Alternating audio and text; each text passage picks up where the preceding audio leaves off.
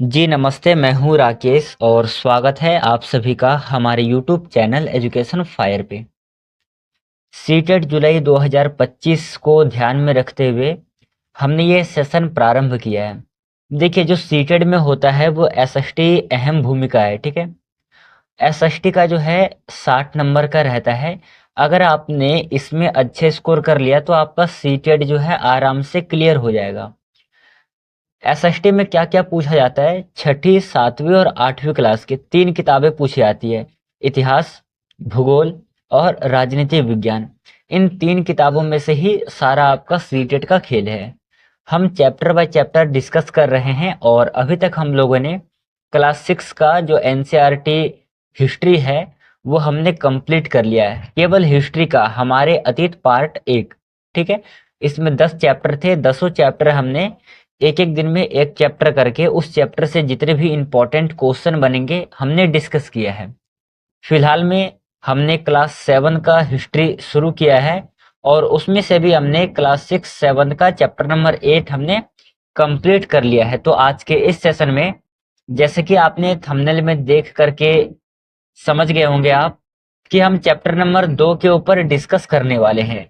जो भी chapter number 2 से इंपॉर्टेंट क्वेश्चन बनेंगे या फिर जो फिर आने की संभावना है एग्जाम में, उन सभी क्वेश्चंस के ऊपर डिटेल रूप में बात करेंगे, डिटेल रूप में पढ़ेंगे। तो चलिए, अपने साथ एक कॉपी और एक पेन लेकर के बैठना। जहां पर आपको लगे कि जिस क्वेश्चन को नोट करना चाहिए वहां पर आप अपने कॉपी में नोट डाउन कर लेना। तो करते हैं आज के इस क्वेश्चन को शुरू। एक बात और याद रखना कि इस वीडियो में जितने भी क्वेश्चन है, पहले से आपको कितने क्वेश्चन का आंसर आता है इसका जवाब एक बार आप हमें कमेंट सेशन में मेंशन कर देना। चलिए, हो जाइए तैयार, करते हैं शुरू आज के इस सेशन को शुरू। जैसे कि पहले नंबर का क्वेश्चन है, बहुत ज्यादा इजी और टफेस्ट क्वेश्चन है, कई बार एग्जाम में पूछा है, ठीक है। पहला क्वेश्चन है कि चोल वंश की स्थापना किसने की थी? राजा राज प्रथम, विजयालय, राजेंद्र और कारिकला। ये 4 ऑप्शन है, इनमें से सही आंसर क्या होगा? चोल वंश की स्थापना किसने की थी? सही आंसर हो जाएगा इसका ऑप्शन नंबर बी। चोल वंश के जो संस्थापक है वो है विजयालय, ठीक है। आपको याद रखना है कि जितने भी चोल शासक होंगे इनमें एक परंपरा थी, यदि वो युद्ध जीत करके आते हैं तो उस जीत की खुशी में अपने यहाँ पर एक भव्य मंदिर का आयोजन करते हैं। जैसे कि आप इतिहास में प्रसिद्ध है 2 मंदिर, एक तो गंगई कुंड चोलपुरम की मंदिर है और दूसरा जो है वो बृहदेश्वर मंदिर है। ये दोनों ही मंदिर चोल वंश के संस्थापकों के द्वारा इसकी स्थापना की गई थी। कब की थी, वह किसके द्वारा की गई थी, जो शासक था, इसके विषय में हम आगे बात करेंगे। चलिए चलते हम दूसरे नंबर के क्वेश्चन पर। हमारा सेकंड क्वेश्चन हो जाएगा कि चोल शासकों की आय का मुख्य स्रोत क्या था? मतलब कि वो आजीविका अपने किस प्रकार से चलाते थे। तो नीचे आपको 4 ऑप्शन दिए हुए हैं, सही उत्तर का चयन करना है। A B C D 4 answer है, 4 ऑप्शन है, करेक्ट आंसर बताना है। इसका सही आंसर हो जाएगा भू राजस्व जो था उनका मुख्य आय का स्रोत था, ठीक है। आय का स्रोत था चोल शासकों का भू राजस्व। चलिए, ये रहा वो क्वेश्चन जिसके विषय में मैंने आपसे पहले नंबर के क्वेश्चन पर डिस्कस किया था। मैंने आपको वहां पर बताया था कि जो भी चोल शासक होंगे युद्ध जीतने के बाद वो भव्य मंदिर का निर्माण करवाते हैं, ठीक है। ऐसे ही एक मंदिर है, बृहदेश्वर का मंदिर है, इसका निर्माण चोल शासकों के द्वारा करवाया गया था, ठीक है। बृहदेश्वर मंदिर का जो निर्माण है वो चोल शासक के द्वारा निर्मित किया गया था। पर चोल शासक का नाम क्या था, ये पूछा गया है आपसे इस प्रश्न में। ए बी सी डी करके 4 ऑप्शन है, सही आंसर बताइएगा। सही आंसर हो जाएगा इसका ऑप्शन नंबर बी, राजा राज प्रथम, इनके द्वारा बृहदेश्वर मंदिर का निर्माण करवाया गया, ठीक है। बृहदेश्वर मंदिर कहाँ है? तंजावुर में। और ये वर्तमान समय की यदि हम बात करें तो वर्तमान समय, ठीक है, यहाँ पर 2 ऑप्शन आएगा। एक तो मदुरई आ जाए तो भी आपको सही करना है, क्योंकि मदुरई में ही बृहदेश्वर का मंदिर है। और दूसरा जो है, यदि आपके पेपर में तमिलनाडु का ऑप्शन आए तो भी सही है, क्योंकि तमिलनाडु में मदुरई स्थित है और मदुरई में बृहदेश्वर मंदिर। ठीक है, तो ये भी आपको याद रखना है, क्योंकि देखिए जो सीटेट का एग्जाम है वो पास्ट को और प्रेजेंट को दोनों को वो डिफाइन करता है। जैसे कि आपने कई सारे साइट्स के नाम सुनेंगे, जैसे कि चिरांद है, वो पूछ लेगा कि वर्तमान समय में कहाँ पर है। तो ऐसे ही जो बृहदेश्वर मंदिर है तंजावुर में है, मदुरई में है, पर जो है वर्तमान समय में यदि देखा जाए, यदि तमिलनाडु का ऑप्शन आए तो तमिलनाडु भी सही आंसर होगा, क्योंकि तमिलनाडु स्टेट है, इसी में एक छोटा सा कस्बा टाइप है मदुरई, और वहीं पर है बृहदेश्वर मंदिर। किसके द्वारा निर्मित किया गया था ये? राजा राज प्रथम के द्वारा। ठीक है, चलिए अगला क्वेश्चन देखना है। चोलों के अधीन प्रशासन की भाषा क्या थी? मोस्ट इंपॉर्टेंट क्वेश्चन है, प्रशासन की भाषा पूछा है, तो इसका सही आंसर है ऑप्शन नंबर बी, तमिल भाषा थी। ठीक है, चलिए अगला क्वेश्चन देखना, 5वें नंबर का क्वेश्चन है कि गुर्जर प्रतिहार वंश का संस्थापक कौन था? नागभट्ट प्रथम, वराह मिहिर, रामभद्र, महेंद्रपाल प्रथम। चार ऑप्शन है। गुर्जर प्रतिहार वंश के संस्थापक कौन थे? सही आंसर है ऑप्शन नंबर ए, नागभट्ट प्रथम जो थे गुर्जर प्रतिहार वंश के संस्थापक थे। इंपॉर्टेंट क्वेश्चन है, आप अपने कॉपी में नोट डाउन कर लेना।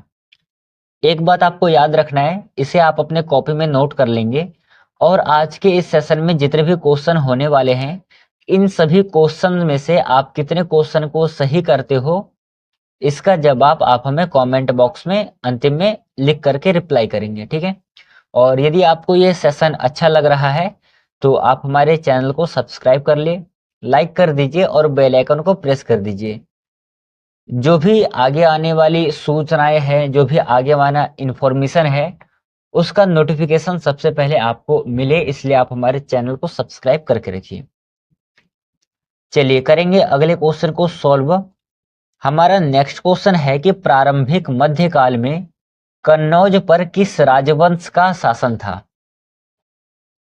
ठीक है, चालुक्य, पल्लव, गुर्जर प्रतिहार और राष्ट्रकूट। चार ऑप्शन है, इनमें से सही आंसर होगा ऑप्शन नंबर सी, गुर्जर प्रतिहार वंश का। ठीक है, ऑप्शन नंबर सी सही आंसर है। चलिए बढ़ते हैं अगले क्वेश्चन की ओर, तैयार रहिए। 7वें नंबर के क्वेश्चन को सॉल्व करना है। त्रिपक्षीय संघर्ष पाल, प्रतिहार और किस अन्य राजवंश के बीच लड़ा गया था? ठीक है, आपको याद रखना है कि जो त्रिपक्षीय संघर्ष शब्द है, इसमें तीन आते हैं, तीन राज्य बस। कौन कौन से? पहला आता है आपका प्रतिहार, दूसरा आएगा पाल, और तीसरा आएगा राष्ट्रकूट। ठीक है, राष्ट्रकूट, ये तीन जो है, इन ये तीनों ही कन्नौज को लेकर के क्या करेंगे? आपस में झगड़ा करते हैं। ठीक है, आपस में युद्ध करते हैं कन्नौज को लेकर के। कन्नौज जो है वो केंद्र बिंदु है, मुख्य सेंटर है। इसी को लेकर के प्रतिहार, पाल और राष्ट्रकूट आपस में लड़ते झगड़ते रहते हैं। इन्हीं तीनों वंशों को, इन्हीं तीनों राजवंशों को त्रिपक्षीय संघर्ष कहा गया है। ठीक है, तो यहां पर आपका ऑप्शन नंबर सी सही आंसर हो जाएगा। चलिए अगला क्वेश्चन है कि पाल वंश का संस्थापक कौन था? पाल वंश का संस्थापक कौन था? मैंने आपको बताया था, इसका सही आंसर होगा गोपाल जो है वो पाल वंश के संस्थापक हो जाएंगे। ठीक, चलिए और एक चीज आपको और याद रखना है, जो धर्मपाल है ये विक्रमशिला विश्वविद्यालय के संस्थापक है। किसके संस्थापक है? ये विक्रमशिला विश्वविद्यालय के संस्थापक है, ये भी आपको याद रखना है। ठीक है, याद रहेगा आपको ये। चलिए अगला क्वेश्चन देखेंगे हम। नेक्स्ट क्वेश्चन है दक्षिण भारत में चोल साम्राज्य की स्थापना के लिए किस राजा को जाना जाता है? ठीक है, कहां पर? दक्षिण भारत में। यदि आपने भारत के मैप को देखा होगा तो कुछ इस प्रकार से होगा। इसमें जो है ऊपर वाला भाग जो है ये उत्तर दिशा को सूचित करता है, नीचे वाला दक्षिण है, इधर जो है ईस्ट है और इधर वेस्ट है। वेस्ट बोले तो पश्चिम। ठीक है, तो यहां पर प्रश्न कहा गया कि दक्षिण भारत में, मतलब कि ये जो एरिया है, ठीक है, इस दक्षिण भारत में चोल साम्राज्य की स्थापना के लिए किस राजा को जाना जाता था? किस राजा को जाना जाता है? इसका सही आंसर हो जाएगा राजा राज प्रथम। ऑप्शन नंबर ए जो है सही आंसर हो जाएगा। और आप सभी को पता है कि राजा राज प्रथम के द्वारा एक मंदिर का निर्माण करवाया गया, जो कि आगे चल करके किस नाम से प्रसिद्ध हुआ? बृहदेश्वर मंदिर के नाम से प्रसिद्ध हुआ। ठीक है, बृहदेश्वर मंदिर आपके एग्जाम के लिए इंपॉर्टेंट है, याद रखना है। चलिए अगला क्वेश्चन है कि राष्ट्रकूट वंश का सबसे प्रसिद्ध राजा कौन था? ठीक है, राष्ट्रकूट वंश का सबसे प्रसिद्ध राजा कौन था? दंती दुर्ग, कृष्ण प्रथम, अमोघ वर्ष और गोविंदा तृतीय। सही आंसर क्या होगा? आंसर है अमोघ वर्ष, ऑप्शन नंबर सी सही आंसर है। ठीक है, आपने कॉपी में नोट डाउन कर लेना। यहां से अभी तक प्रश्न नहीं पूछा गया है किसी भी एग्जाम में, तो याद कर लेना आप स्पेशल तौर पे, क्या पता इस बार पूछा जा सके। चलिए फिलहाल करिएगा आप अगले क्वेश्चन को सॉल्व, अपना स्कोरिंग करते रहना कि आपने कितने क्वेश्चन को सही किया है। अगला है कि किस राष्ट्रकूट राजा ने प्रतिहार शासक नागभट्ट द्वितीय को हराया था? ठीक है, सबसे पहले आपको यहाँ पर ध्यान देना है, इसका आंसर हो जाएगा ऑप्शन नंबर बी, गोविंदा तृतीय ने इस शासक को हराया था। यहां से मोस्टली 2 से 3 प्रश्न बनेंगे। पहला प्रश्न ध्यान से सुनना कि नागभट्ट द्वितीय को किस वंश के राजा ने हराया था? तो राष्ट्रकूट वंश के राजा ने हराया था। नंबर 1 सवाल, राजा का नाम क्या था? राजा का नाम था गोविंदा तृतीय। ठीक है, ये 2 क्वेश्चन यहां से बन गए और दोनों ही क्वेश्चन आपके एग्जाम के लिए इंपॉर्टेंट है, सो आप लोग ध्यान रखना। करते हैं अगले क्वेश्चन को। चलिए अगला क्वेश्चन है आपके लिए कि चोल साम्राज्य किस राजा के अधीन अपने चरम उत्कर्ष पर था? चरम उत्कर्ष बोले तो कि अपने भव्य वैभव में था। ठीक है, इसका सही आंसर हो जाएगा चोल साम्राज्य जो है, चोल साम्राज्य जब तक राजेंद्र प्रथम थे उस समय तक ये अपने चरमोत्कर्ष पे था। ठीक है, ऑप्शन नंबर बी सही आंसर है। चलिए करिएगा अगला क्वेश्चन सॉल्व। 13 नंबर का क्वेश्चन है कि तंजावुर में राजराजेश्वर मंदिर का निर्माण किसने करवाया था? प्यारे साथियों, आपको याद रखना है राजराजेश्वर मंदिर को ही हम बृहदेश्वर मंदिर के नाम से जानते हैं। ठीक है, राजराजेश्वर मंदिर को ही हम बृहदेश्वर मंदिर के नाम से जानते हैं। और आप सभी को पता है कि बृहदेश्वर मंदिर का जो निर्माण है वो राजा राज प्रथम के द्वारा किया गया था। और राजा राज प्रथम जो थे ये एक चोल शासक थे। ठीक है, कैसे शासक थे? एक चोल वंश के शासक थे। चलिए अगला क्वेश्चन है कि चोल वंश की राजधानी कहाँ थी? मोस्ट इंपॉर्टेंट क्वेश्चन है, चोल वंश की राजधानी कहाँ थी? उत्तर है इसका तंजावुर, ऑप्शन नंबर बी इसका सही आंसर है। मदुरई में क्या है? मदुरई में ही एक मंदिर है बृहदेश्वर मंदिर, जो अभी आपने पढ़ा है, बृहदेश्वर मंदिर। ठीक है, बृहदेश्वर मंदिर का अन्य नाम क्या है? अन्य नाम है राजराजेश्वर मंदिर। राजराजेश्वर मंदिर ये अन्य नाम है। ठीक है, ये आप अपने कॉपी में नोट डाउन कर लेना, आपके लिए इंपॉर्टेंट रहेगा। चलिए यहां पर करिएगा सॉल्व अगले क्वेश्चन को। क्वेश्चन है कौन सी नदी चोल साम्राज्य की जीवन रेखा थी? ठीक है, ABCD 4 ऑप्शन है, सही आंसर कौन सा होगा? आंसर है ऑप्शन नंबर सी, कावेरी नदी जो है कावेरी नदी चोल साम्राज्य की जीवन रेखा थी। सी आंसर इसका सही होता है। इसी क्वेश्चन के साथ करिएगा एक और क्वेश्चन को सॉल्व। क्वेश्चन है कि चोल वंश किस प्रकार के प्रशासन के लिए प्रसिद्ध है? ABCD करके 4 ऑप्शन है, बताइएगा चोल वंश किस प्रकार के प्रशासन के लिए प्रसिद्ध है? सही आंसर होगा इसका ऑप्शन नंबर बी, विकेंद्रीकृत। ठीक है, ऑप्शन नंबर बी इस प्रश्न का सही उत्तर है। नेक्स्ट क्वेश्चन, राजेंद्र प्रथम ने गंगा क्षेत्र पर अपनी जीत की याद में कौन सा मंदिर परिसर बनवाया था? ठीक है, मैंने आपसे क्या कहा था, जो भी चोल वंश के संस्थापक होंगे जब वो युद्ध जीत करके आएंगे तो जीतने की खुशी में वो क्या करते हैं, मंदिरों का निर्माण करवाते हैं। जैसा कि अभी आपने एक मंदिर को देखा है, बृहदेश्वर मंदिर, जिसे कि आप लोग राजराजेश्वर मंदिर के नाम से भी जानते हो। इसका जो निर्माण है चोल वंश के शासक राजाराज प्रथम के द्वारा निर्मित करवाया गया था।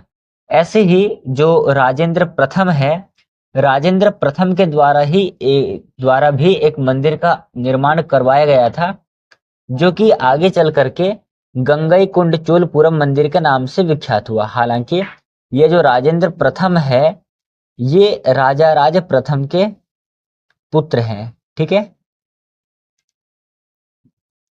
राजा राज प्रथम के पुत्र हैं। कौन? राजा राज प्रथम के पुत्र है राजेंद्र प्रथम। इन्होंने गंगईकुंड चोलपुरम नामक मंदिर बनवाया था, और जो राजा राज प्रथम थे इन्होंने बृहदेश्वर मंदिर का निर्माण करवाया था।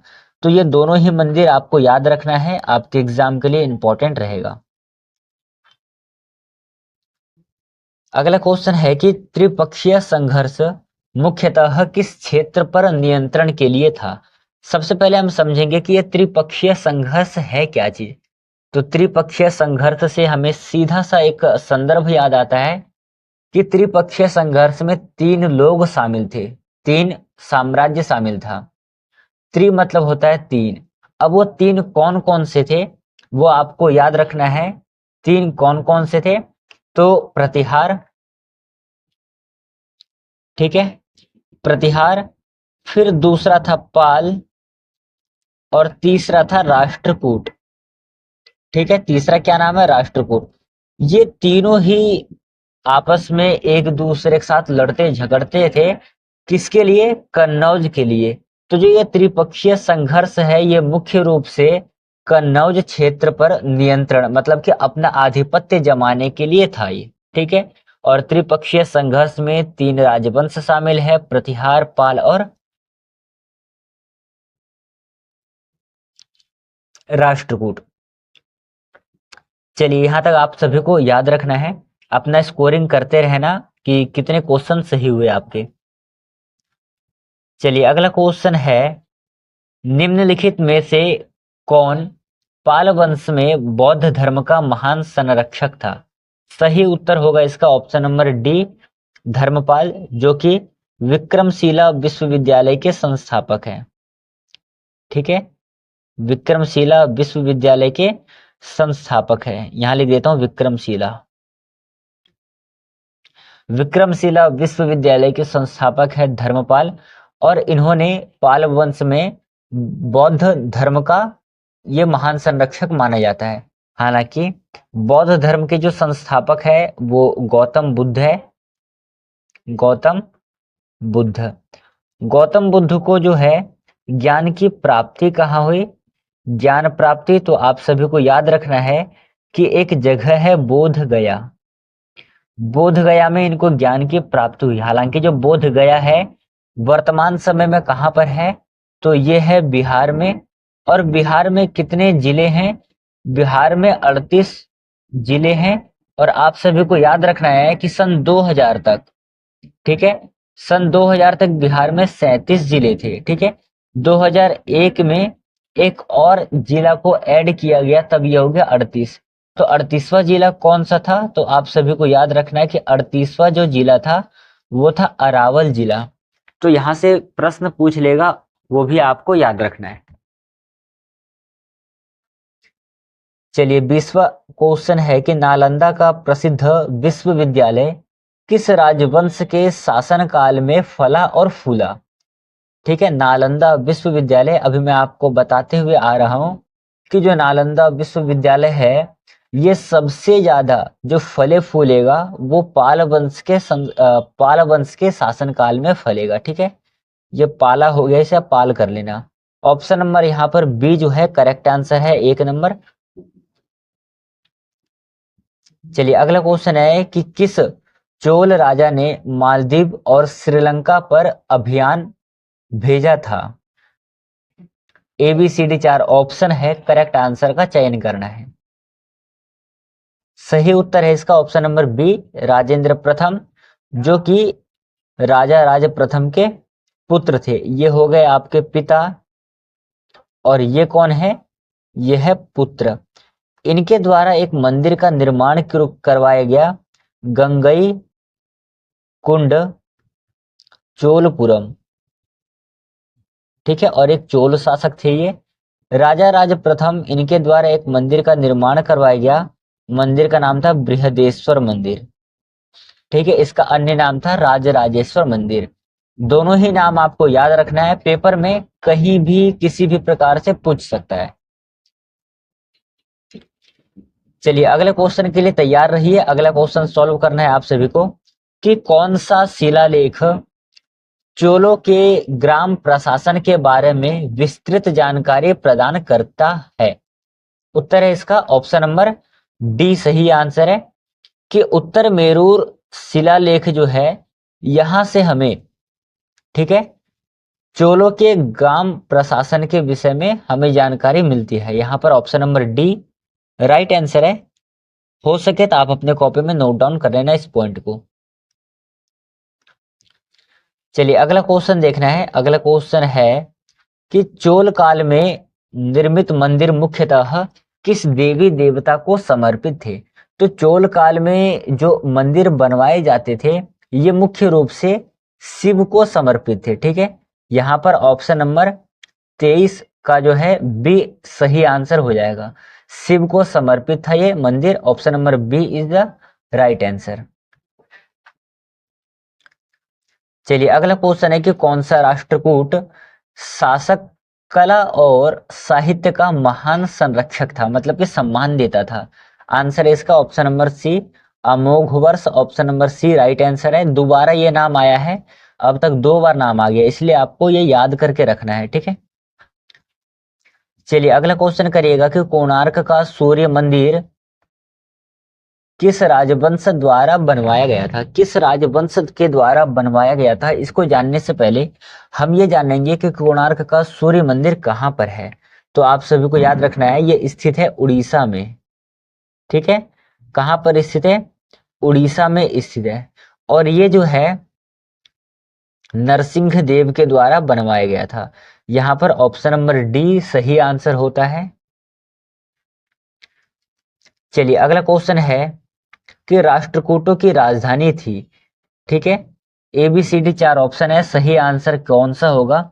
इस क्वेश्चन का जवाब आप हमें कमेंट बॉक्स में रिप्लाई करके देना कि राष्ट्रकूटों की राजधानी क्या थी। फिलहाल में बताइएगा, जो भी 25 क्वेश्चन मैंने आपको करवाए हैं, उन 25 क्वेश्चन में से आपके कितने क्वेश्चन सही हुए हैं। ठीक है, ये चैप्टर नंबर 2 था 7th क्लास का। बाकी बात जो कल है, कल हम करेंगे chapter number 3 NCERT class 7th, chapter number 3 को हम कल कंप्लीट कर लेंगे। एक बात ध्यान देना, जितने लोगों ने चैनल को सब्सक्राइब नहीं किया है वो हमारे चैनल को सब्सक्राइब कर ले, लाइक करिए और बेल आइकन को प्रेस कर दीजिए, ताकि जो भी सूचनाएं हैं उसका नोटिफिकेशन सबसे पहले आपको मिले। चलिए बातों को ध्यान में रखिएगा। करते हैं समाप्त आज के इस सेशन को। बाकी बात मिलेंगे हम कल के सेशन में। इस क्वेश्चन का आप हमें जवाब कमेंट बॉक्स में लिख करके देंगे। ठीक है, मैं आपके जवाब का वेट करूंगा। चलिए मिलेंगे कल के सेशन में, तब तक के लिए धन्यवाद। जय हिंद साथियों।